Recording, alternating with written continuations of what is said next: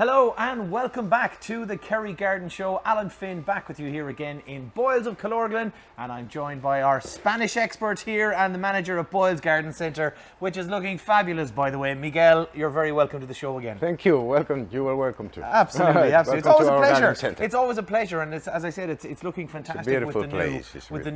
the new place down the front with all the barbecues and furniture and stuff. It looks great. Looks great. It's a very beautiful place. So we're talking about, I was just mentioning there a lot of stuff that's very sunny and things like that, but as no doubt you know, this is Ireland, and today's show we're going to talk about the kind of how to protect your garden from the wind, because we're on the west coast of Ireland and a lot of people are living close to the coast, but even a lot of people could be living on high ground and are kind of getting annoyed by that wind always coming in the garden or coming through certain parts. So today we're going to talk about a line of defense, are we? Yeah, we're talking about first line of defense, or plants that are very good, shrubs or plants in general that are very good for windy seaside.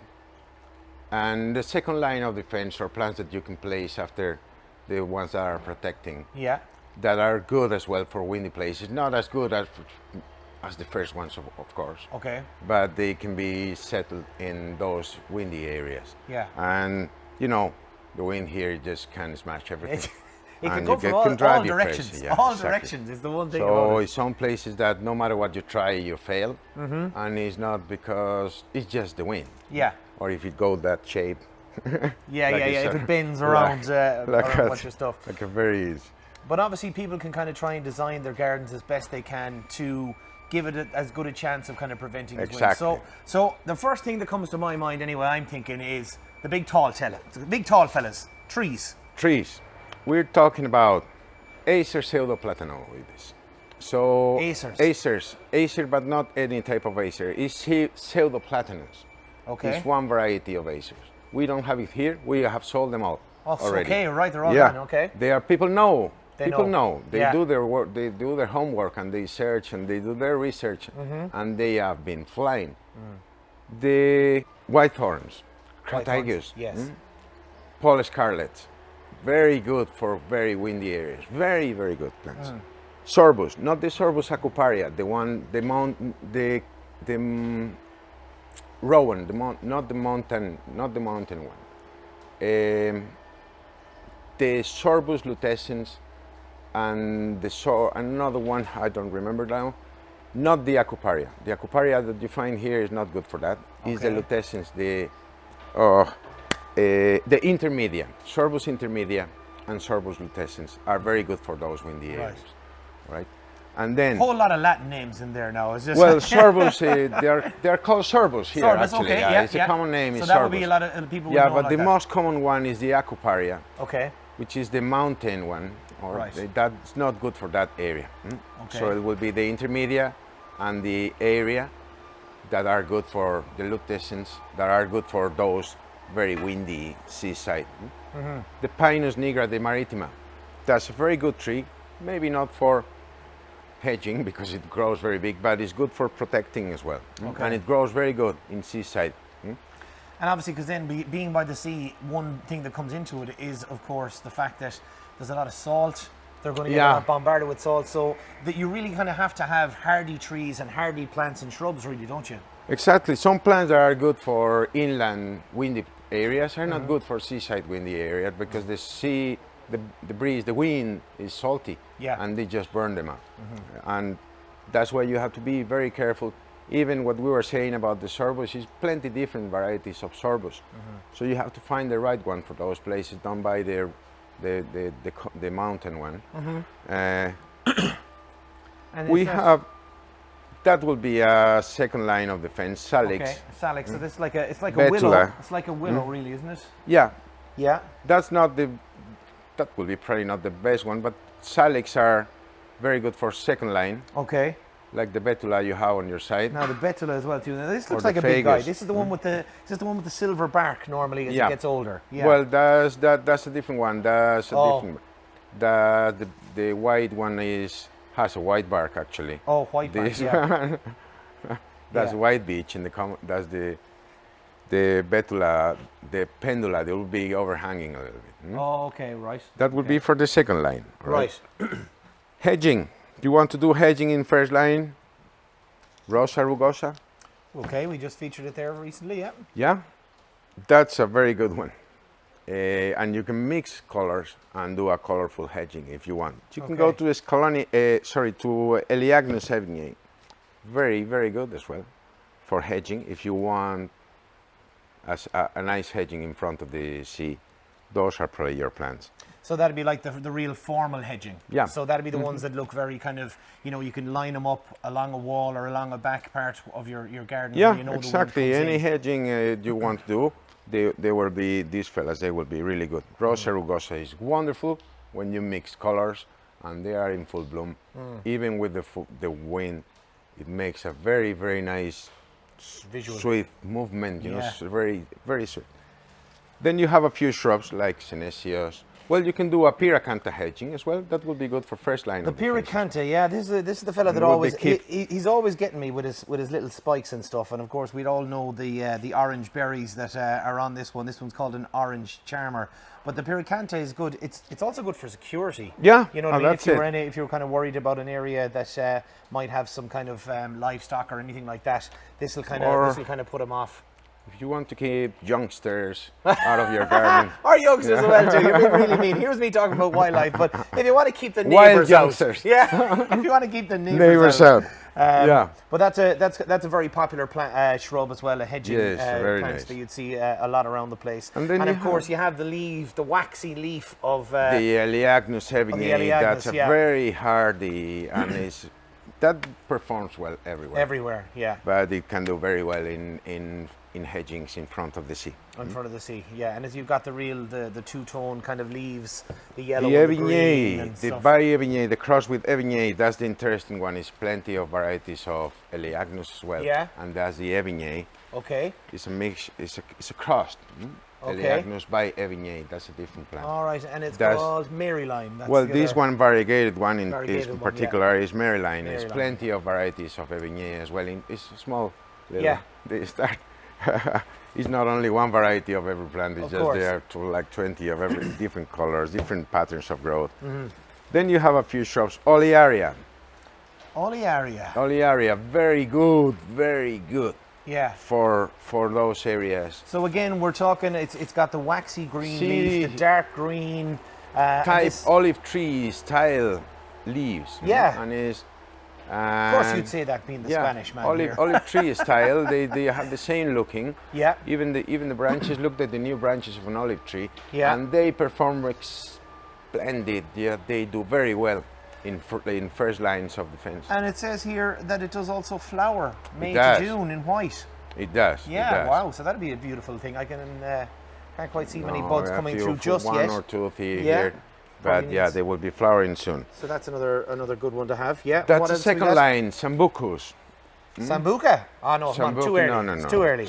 Sambucus. Okay, Golden Spark. Sambucus will be good for a second line, as there will be the PCS, Juniperus. Okay. Cistus bicorbarensis. Now that looks like a lovely one there. Now tell us about that one. It's a rock rose that goes. They call it rock rose. I don't really know why. Okay, a rock rose. They have a very, very nice flowering. Beautiful white with a yellow center. Sticky flowers. Sticky. Sticky. They are sticky. Yes. Okay. They are sticky, and they do very well in windy areas as well. Okay. And it's a magnificent flowering in cistus. This is the bicorbarensis. This one is the best one for those areas. Okay. Although you have a few of them that they could be performing well. That's a very good. And I just love how you can mix the flowers with the escalonias, and you can all the different ones that are kind of very evergreen and dark green. You can pop out with some color there as well too, and the roses, the Aragus rose. In the second line, you have the spireas. Do you remember we were talking about these nice orangey colors? We have. We could do Armeria maritima in the first line, but if you have rockery places, Armeria will be performing very good. Citisus, broom, common broom, now is in flower or ending the flowering. That's very good for coastal areas as well. Genista, so it's plenty of plants that are good for. First, the second line of defense, you have the the Acer. So that's different type those of are trees. Those different trees, like the Betula are good for the second line. You have Cotoneaster. You have the Acer Platanoides. And then you got the old Fagus, old school beech. Yeah. Yeah, the old Fagus. school. Yeah. And even as well too in the autumn when the leaves go brown, you still have that little. They stay on. There is still a lot of resistance there. Yeah. So it's good. They stay there even if it's windy. The leaves. You have the Pinus sylvestris. You have plenty of things to play with. Yeah. You're not restricting to one single plant. Yeah. Even if it looks like this, a lot of options. Yeah. You just need to do your work, your homework. Yeah, exactly. Your homework first. And come in and ask, because you mentioned a lot of different varieties. So you can go and pick the wrong one, even if you think it's the right one, because as I say, Scaloniacine varieties normally are good. Yeah. But some of the other ones are, some of the sisters will be more tender. They will be suffering next to the wind. The different flowerings, and so that's why I'm telling you the Corvarensis is the best one. Yeah. So and then that's the way to do is to come in and to ask. But listen, that's the coastal, and that's our kind of our first and kind of second line of defence. But what about for all of those of you who are in a high windy area further inland? Well, we're going to clear the table here in 1 second, and we'll be right back with some more options for you. Okay, so now we're going to focus on anybody who might be living in a windy area, because there's plenty of them, but are away from the coast. So again, we'll start talking with the first line of defence, Miguel. So what do you find, or what would you recommend to people who are living in a windy area of looking for a bit of shelter or shade? Well, again, you have the Acer pseudoplatanoides and the whitethorn, the Crataegus. Yeah, again, they can work in and then you have the oak, common oak, the old school oak, very nice tree. I love it. Yeah, you need a few. The long term. That's a second generation protection. Yeah, our kids will really appreciate that. I have a quicker grower, that is the Tilia cordata. A Tilia cordata. Has a splendid, beautiful white scented flowers in May, June. Okay, beautiful. The bees just go, it's like a bunch of bees around it, and the scent is wonderful. So that's a fantastic one for the environment. Fantastic tree just for the smell of the flowers. Wow. If you still have some sense of smell. I'm losing it. Yeah. I've used it too much. Yeah. You have the old school Acer platanoides as well, and the Cotoneaster. Cotoneaster, very so popular. basically will be kind of the same thing, but the platanoides can do as first line, while in coastal areas they can't. It's only the pseudoplatanoides that is good for them. Okay. That will be second line there, could be first line inland. Okay. In drier places. Okay. Pinus sylvestris. Pinus. Now this is a real strange one when I saw this one. I was like, so that's just a pine tree, is it? Recently repotted. Recently potted up. It's a very young tree. Okay. At a very cheap price. Oh, very. You trying to sell it to me? Of course I am. Of course you are. Yeah. Ilex. Okay, we have our holly. Yeah, hollies. Our holly trees. Hollies are good for the wind as well. Yeah. And they look lovely. They are. Wreath at Christmas. They are. They look, and they just, those leaves are just, kids won't eat them. No. Which is good. Which is good. Won't eat them. Absolutely not. Yeah. Fagus as hedging. Beech hedging, very good. Very good. And become very popular. I've seen it in a lot of houses stuff now, because they get them, and I guess this is a very young tree, but you can actually buy them a little bit more mature and have them as well too for for hedging or as a single tree. They're very nice. Okay. Eliagnus again. Okay, again. Again, Eliagnus, but now it's not only the Evigné, it's all Eliagnus varieties are good inland for windy areas. Okay. Berberis, Espaireas, Potentillas. You have here the rosemary plant. There's something smelling lovely. Yeah, your little rosemary. You have a few things. The juniperus, the Picea, or Picea, or whatever I don't really know how to say in English. Picea. Yeah. Very interesting shrubs. So that's like a little mini. Is that a mini kind of evergreen pine? Is it of the pine variety? Yeah, is it? That's a dwarf. That will be a dwarf in this case, this one will be 2 feet tall. Okay, well that's great mature. To know. Okay, and it's very resistant, very tolerant in inland or in coastal areas. They will be second line in coastal areas. You could do this in a garden in inland. Yeah, perfect. And well, We definitely have more things that you can inland. Yeah. But it's just a very long list. Yeah. In or coastal area, so we cannot go through every single one. Yeah. But it's definitely very many varieties that many plants that can do well. And again, like the last time I'd spoken about the coastal, is there lots of flowering here? Is there flowering ones as well? So you have very nice flowers in the potentillas. Potentillas. Berberis flowers as well. Yeah, this is the stunning one. I looked at this picture. I was like, surely that's not one, because on the picture here, folks, we're on the radio. That's probably that's a bait for you to buy. A bait? Okay, well, it got me straight away. There's pictures. There's like red, pink, white, and yellow flowers all on the one plant. I said, surely that's not right. But no, that's not the one. No, so it'll just be one colour. Yeah. One colour. And one colour on each beautiful. plant. Yeah. Very, very nice. So and rosemary, it has a very nice blue flowers, actually. And wow. Yeah, it does.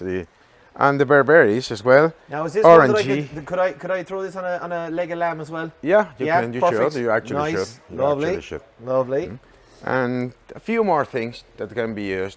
Yeah. Deutzias, many other varieties, many other plants. But I think that we have presented a few decent selection of them. Yeah. Very windy areas. So I guess that's the whole thing. We always say it. Come in, tell someone like Miguel or James or Sean or any of the guys here in Boyles of Killorglin.